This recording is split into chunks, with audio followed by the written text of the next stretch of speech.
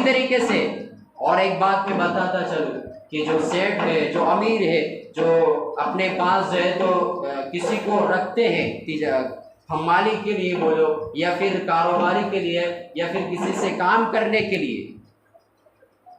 تو شریعت نے کیا کہا ہے؟ اگر حمالی کا وقت متعین ہے صبح 8 بجے سے لے کر شام میں 5-6 بجے تک، یا جتنا بھی معاملہ طے ہو جائے، اگر اتنا کاروبار کر دے، اتنا وہ شخص کام کرتا ہے اور اس کا وقت متعین ختم ہو جاتا ہے، صبح 8 بجے سے لے کر شام 6 بجے یا 7 بجے تک اس نے اپنی کاروباری کر لی ہے، اس نے حمالی کر لی ہے، اس نے اپنا جو ہے تو جو کاروبار کرنا تھا، یا ادرک دھونا بول دیجئے یا پھر جو ہے تو ادرک کو اٹھا کر دوسرے اس میں ڈالنا بول دیجئے اپنے عام زبان کے اندر، یا پھر کوئی اور چیز کہہ لیجئے، وہ آپ کے پاس آیا ہے، اس نے اپنا وقت دے دیا ہے، اب وہ آتا ہے سامنے والے کے پاس اور یہ کہتا ہے کہ میں نے اپنا کام کر دیا ہے، اب آپ کا کام کیا ہے؟ وہ آپ کے پاس آ گیا، کھڑا ہو گیا، اب جس نے اس کو تجارت پر رکھا ہے، جس نے اس کو کاروبار پر رکھا تھا، اس کا وقت ہو گیا، اب وہ کہے گا کہ بھائی میں نے میرا کام کر دیا، میں نے مزدوری کر دی، اب میری مزدوری دے دیجیے۔ اب یہ کہتا ہے کہ فلاں 8 دن کے بعد آیا، یہ کون سی بات ہو گئی 8 دن کے بعد؟ آپ نے نقدی کام کرا لیا اور ادھار جو ہے تو اس کے پیسے دے گئے، جبکہ شریعت نے یہ کہا ہے کہ شریعت کی مقدس تعلیم حدیث کے اندر ہے آت الاجیر اجرہ قبل ان یجف عرقہ،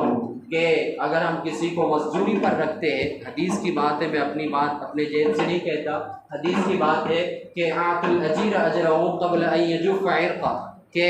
اجیر کو، مزدور کو اپنی مزدوری دے دیجئے اس کا پسینہ سوکھنے سے پہلے۔ ظاہر سی بات ہے، اوپر سے سورج تڑپ رہا تھا اور اس نے مزدوری کی ہے، اس کے جو ہے تو پسینہ بہا ہے، خون پانی سب ایک ہو گیا ہے، اس کے بعد وہ آپ کے پاس آتا ہے، تو ہمیں ضرورت اس بات کی ہے کہ ہم بھی اس کو جو ہے تو اس کا پیسہ دے دیں، چاہے